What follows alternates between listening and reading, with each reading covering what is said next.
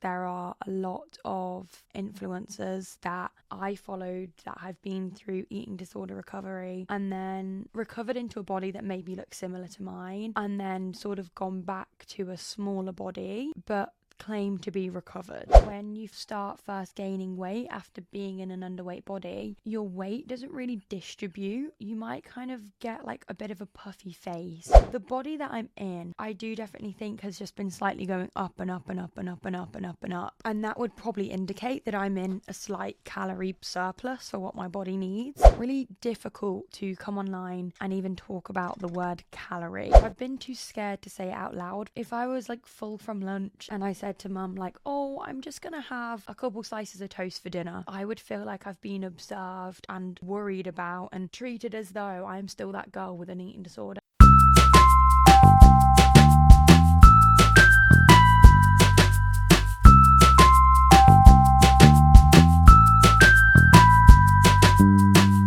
I'm really concerned. I've been losing my goddamn mind for the last hour. 1 whole hour. I have had technical difficulties. Oh my goodness, I'm so stressed. I'm not even confident this is recording.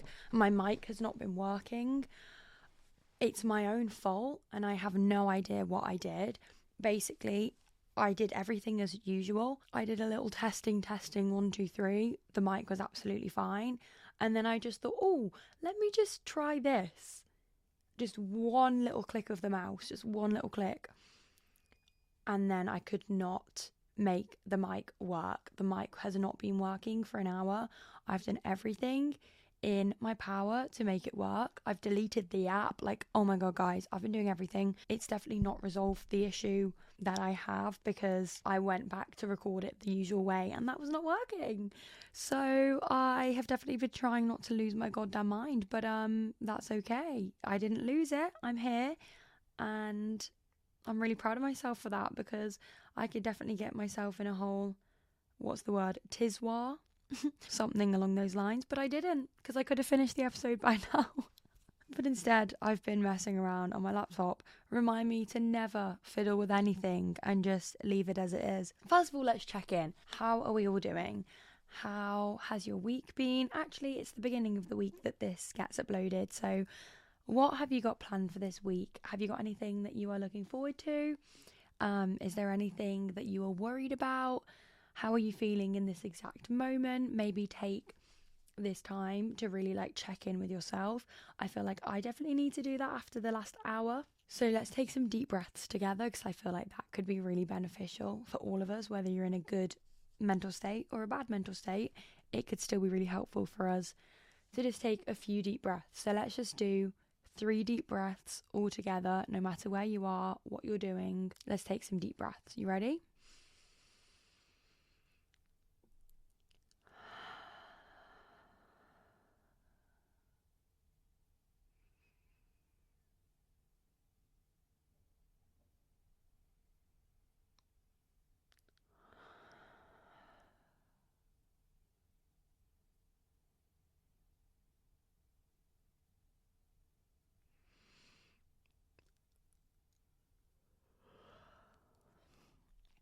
Sometimes you just need to slow the world around you and remind yourself that you're okay and you have time.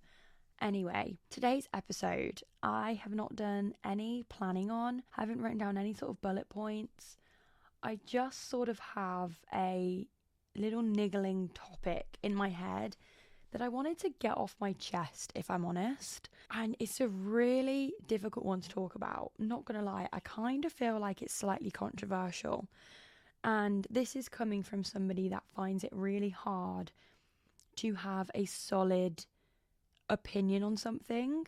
I don't know why, but I find it really difficult to be super opinionated because I do see both sides of things a lot of the time. And so I feel like I can never really like fight my corner because I always do see both sides. Do you know what I mean? But as we're all probably aware. I don't know about you, but I feel like there are a lot of influencers that I followed that have been through eating disorder recovery and then recovered into a body that maybe looks similar to mine, and then have lost the weight and then sort of gone back to a smaller body that maybe would be ideal for their eating disorder brain, but claim to be recovered. And that topic just is a really controversial, confusing one, because we are not in the shoes of those people that this is happening to, and only they know realistically if their weight loss or their body changing has come from a place of love, or if it has come from a place of falling back into old toxic habits. Obviously, we can all hope and pray that it is the fact that they are doing it out of love, or perhaps it's out of the fact of a lot of people gain weight and their body then figures itself out, and there's such thing as the set point weight, right, where then your body kind of realizes that it doesn't need to be in survival mode anymore, and you're not going to randomly start restricting anymore, and your body starts to trust you, and it will start to sort of level itself out to what your healthy is. And so no doubt there could definitely be people out there that started eating more, getting back into a recovered healthy body, and then their body realised, okay, we're safe. Now I can actually go to my healthy level. And as we all know on this podcast, that everybody's healthy weight is different. So there is never any judgment as to what your healthy body looks like, whether you are more slim, whether you're more on the bigger side, or in between. We have no judgment around here, and we understand as a community that health looks different on everybody, and there isn't a one size fits all in health in general. So those are a few options that we have. But what is really difficult for, I guess, consumers and people watching is trying to understand, especially when these content creators have been super open about their eating disorder and their journey to recovery. It's really difficult as a consumer, especially if you are not on the side of recovery yet and you looked at them for inspiration. It's really difficult to then not just assume that it's their old toxic habits and thoughts coming back in, and they've lost weight almost purposefully, and then they just choose not to sort of address it. Or if they do, you as a watcher not having the trust in them when they say that it just happened just because, you know, like they didn't intentionally do anything, their body just changed, but they might have changed like 4 dress sizes or like something crazy, and you're like, what? So that is something I wanted to talk about. Not that I really even know how I want to talk about that, but I do just find it really interesting. From my personal experience, from someone that started recovery 5.5 years ago, I'm pretty sure, yeah. From my personal experience with my body, here's what happened for me. I first started gaining weight, and it just kind of kept slowly creeping up. And at the time for me, it felt super noticeable because all I ever focused on was my body. But then I know at the time that it did definitely feel like that. But I did recover into a body that weighed a lot more than my eating disorder body, and also a body that was bigger than society standards. Not only that, when you sort of start first gaining weight after being in an underweight body, what usually happens, and did happen to me too, is your weight doesn't really distribute. So you might kind of get like a bit of a puffy face, or like weight kind of sets in certain areas until it kind of distributes, which is really interesting. But my face shape definitely changed a lot. What else? Did anything else look like different about me? I can't really remember, but I definitely remember my face just felt really, well, didn't even feel it, but like it just looked different to then when my weight sort of changed, and I just kind of felt a little bit more balloony, like everything felt a little bit more squishy and inflamed, if that makes sense, which I think is adorable, but also quite uncomfortable to go through. And since then, I think my body has definitely changed. I have fluctuated massively. I went from being that sort of weight, which is my like recovered body, which is slightly bigger, and I stayed like that for a while. And I'd heard so many people say about your body will find its set point, your body will like, even itself out and distribute its weight. But I stayed at that weight for about 6 months or so. And I was like, oh, well, maybe I'm the anomaly. But then over time, after about 6 months, it did start to actually distribute. And I noticed my body did sort of change. And then maybe like a couple years in, I would say I went through like 6 months where I actually did end up losing weight. Nowhere near to an underweight sort of like body. I was a very healthy, still chubby, like girl, but on the slimmer side of what my natural healthy body looks like, because I naturally hold like chub and fat. So for me, it felt small for what I'm used to, kind of thing. And I didn't even realize that was happening until it had happened, if that makes sense. I wasn't exactly trying to lose weight, but I was definitely making mindful choices. And I would say I've been recovered from an eating disorder for a good few years, like 3 or 4 years, honestly. I haven't had any relapses or any issues regarding like restriction or not being able to handle my food thoughts or putting myself down. Of course, I'm a human and I sometimes struggle with my body, and sometimes thoughts come in where I'll put myself down or I question if I've eaten too much or, things like that. But nothing that has ever caused me anxiety or discomfort or worry or stress, like nothing that would be of any issues. Everything that I've had come in has always been dealt with like immediately and not stopped me from living my life. And I'm so grateful for the relationship that I have with my body, because I genuinely do everything from a place of love, not just now, but for the last few years has everything been from a place of love. The way that I exercise, the way that I fuel myself, the way that I speak to myself is all from a place of love. Like I said, it's not perfect. I don't always feel great. Sometimes I'm like, oh, I feel a bit conscious, or, don't like the way things look on me, or things like that. But I know as a fact I'm recovered, and I definitely was during the time of my weight fluctuating as well. And what happened during that time of my weight going down, well, I'm saying weight, I just mean my body looking smaller. I don't know what I weighed then. I don't know what I weigh now. I don't know what I weighed before. It was more so just that my eating habits changed, and that was a season of my life where I ate a certain way out of just different habits, like literally just eating different foods, going through different hyperfixations, eating at different times of the day, changing up what I was eating, changing up my routine. And naturally, a result of that is that my body did look smaller. I was like fine with that. I was like, yeah, cool, whatever. And I swear nothing changed. I think if anything, I ended up exercising more just because I was loving it at this point. And I gained definitely a lot of weight back. And now I'd say the body that I'm in, I'd say the body that I'm in now is now in between that weight and the weight I was when I first sort of recovered.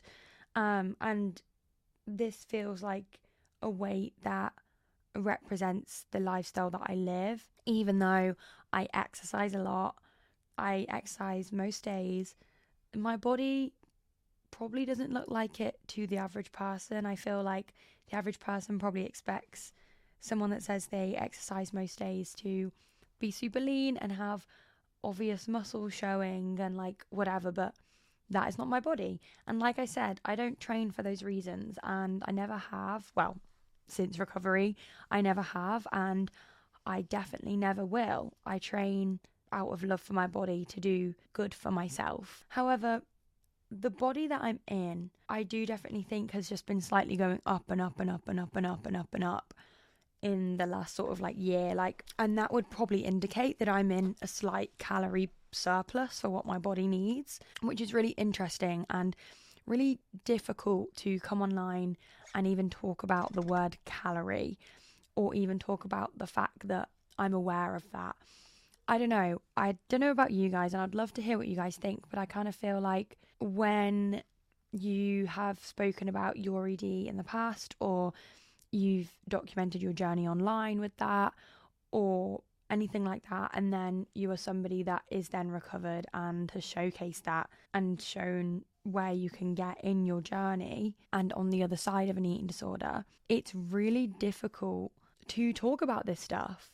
It kind of feels like are expected to be someone that is completely unaware or has absolutely no knowledge on how the body works. I know that probably doesn't make sense and that sounds really silly, but I'm going to assume that this is why the influencers that we see that recovered into a bigger body or bigger body than their underweight body and then lost weight, and then they don't really address it. And it could be because they have done it in an unhealthy way, or it could be because they're scared and they have this expectation from others and also from themselves to not trigger anybody, because these people will be aware that they have grown a following, they've grown a community based off of their eating disorder or their journey that they've documented around food and body image. But it does kind of make you feel like you can't say the word like calorie or like,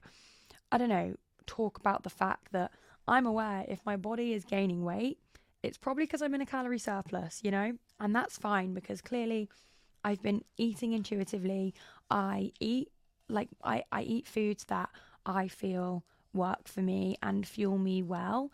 Like, you know, I definitely in the last couple of years have tried to make mindful choices when I eat, because I feel like, again, I want to look after myself out of a place of love. So I choose foods that I think are super yummy and I really enjoy, and I will eat chocolate and I will eat cakes and pizza and burgers and all of the stuff that I want.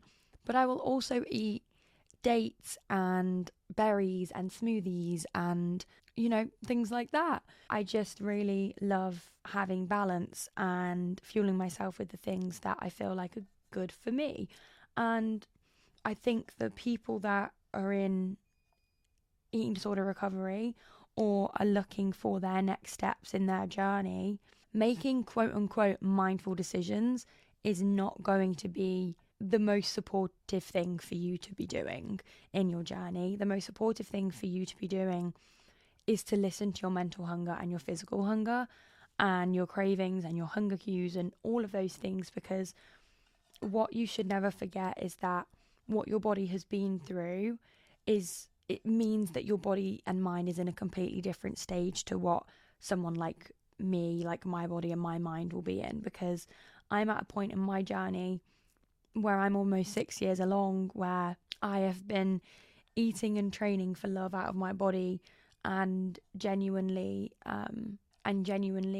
want the best for my body for years and years now.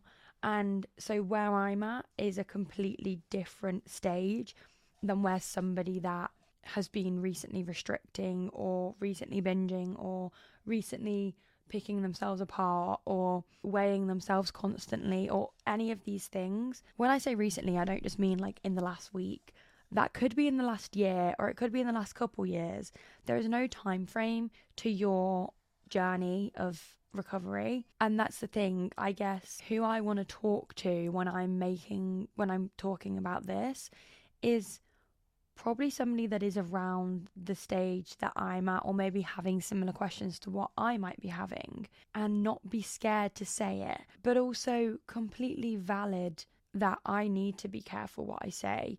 I need to be accountable and responsible for the content that I put out onto social media and the vocabulary that I use and the content I produce, because I can't control who watches it. But I guess what I can do is make sure that if you are watching it, that you do understand the context behind it, and that I'm not saying, as somebody that's been through an eating disorder, that everybody that's had an eating disorder can and should think like this. Just because I'm saying I make mindful choices for my body, and that looks like making sure I'm having my fruit and veg and not going crazy when there's a whole Easter egg, having half of it instead, for example. That mindful choice for you, for your body, could look like eating the whole Easter egg. Do you know what I mean? Like, it's just remembering not to compare because we're all different. and we've all been through different things on different timelines. I remember when I hosted an event a couple years ago, and I did like a panel with some other content creators, and I absolutely loved it. And somebody asked a question live there and then, and it was a really brave question to ask. It was, as someone that has recovered and feel in a way better place, what do I do if I've had like a really big breakfast, really big lunch, had snacks, like whatever I've eaten that day, it's filled me up. I feel satisfied. I feel great. I'm not even hungry. I don't even fancy anything. What do I do for dinner? Like, and it kind of stunned me because these are exact questions I've had myself. Because naturally it comes to me to be like, well, you have to eat. You have to eat, and you have to have a proper portion, and you have to have snacks and dessert, and you need to have it. Because I've been in eating disorder recovery. Like, that would be my answer to always eat, always, right? And I didn't really know how to answer that question, and actually Ro ended up taking over the question. I actually didn't know myself, and I think I'm finally getting my head around it and feeling confident within myself to know the answer. Personally, for me, I feel like the answer to somebody that has an eating disorder or is still in the early stages of their recovery and don't feel like they're getting out of that anytime soon is to absolutely have breakfast, lunch, snacks, dinner, like dessert, all of it. Because if there is any slight part of you where your brain is telling you, oh yeah, that'd be good if I didn't have dinner tonight, like, oh yeah, well, I'm not really that hungry, so you know what, like, I'm not gonna have dinner. Like, if your brain is telling you this, and you know deep down, you know that it's coming from a place of the fact that you'll be happy and less guilt induced if you eat less food. If it's coming from a place of, do you know what, actually, yeah, I'm not hungry, but then the fact that you're not hungry is making you really happy, and it's like, yes, like, I don't get to eat tonight, like, whatever. That should not be happening. Like, if you have a slight inkling of wanting / needing food, that is always your answer right there, always, to eat. However, when this girl asked the question, I didn't know what to do because it's a question I have myself, and like I said, I find it hard to form opinions. But in a room full of people with eating disorders or who had eating disorders, I definitely was too stunned to speak to even give a bit of an answer in case I said the wrong thing. But I think it's because I've always known deep down with myself that what I want and how I want to be living, but I've been too scared to say it out loud because I don't want everyone to worry about me. What I'm saying by that is, for example, I've always been too scared that if I was like full from lunch and like I had a snack afterwards or whatever, and then I was like at home and I said to mum like, oh, I'm just gonna have like, I mean, this wouldn't be the case, but I'm just thinking off the top of my head, oh, I'm just gonna have a couple slices of toast for dinner, then I would feel like I've been observed and watched and worried about and probably looked at weird and asked a question and like treated as though I'm still that girl with an eating disorder.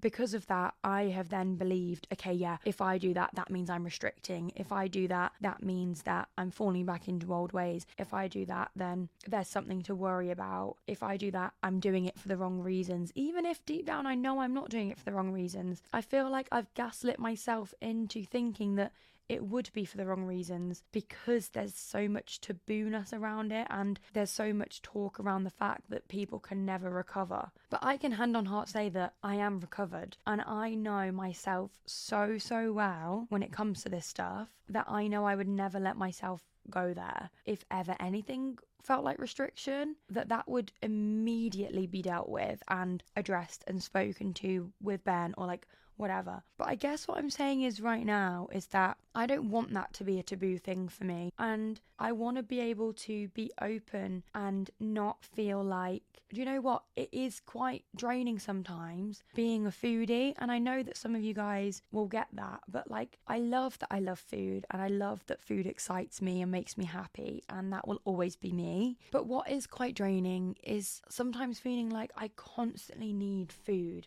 Like, I constantly need to be eating and like my portions need to be huge and like thinking about my next meal and all that stuff. And I think what I would really, really love to work on right now as someone that is recovered is getting rid of that overly excited foodie in me, you know, like always going to be obsessed with food, always going to love food, always going to have bigger portions than probably everyone else, but just making decisions to help me just like live my life without food being such a main part of it. Because I'm at a point now where I can eat what I truly want to eat, right? And whether that is less or more than someone else, I don't want to have to worry that someone's going to be thinking like, oh, is Brooke all right? Like, why is she only eating that? Like, are you on a diet? Just because everyone's used to me having these big portions and like all of this stuff, like I do feel pressure to have to maintain that level of being this foodie and eating the way that I always have. I'm literally going to be eating so much every day still. I'm just saying that if I'm going to the shop with my family or friends and I'm not getting like multiple share bags of chocolate, I want to be like, not feel like there is something wrong or like I'm dieting, you know, like I just want to realize that I can enjoy food without having to eat every last like spoonful on my plate and lick the plate clean. Do you know what I mean? And that I can enjoy a sweet treat without having to like eat like loads and loads and loads. Like, I don't know if this makes sense, but like, if I'm still hungry, if I still crave something, yes, then I will 100% eat it. But I would love to be able to break the cycle of feeling like it's wrong of me if I don't have this huge portion and eat every last crumb on the plate. Like, I find it really hard to not do that.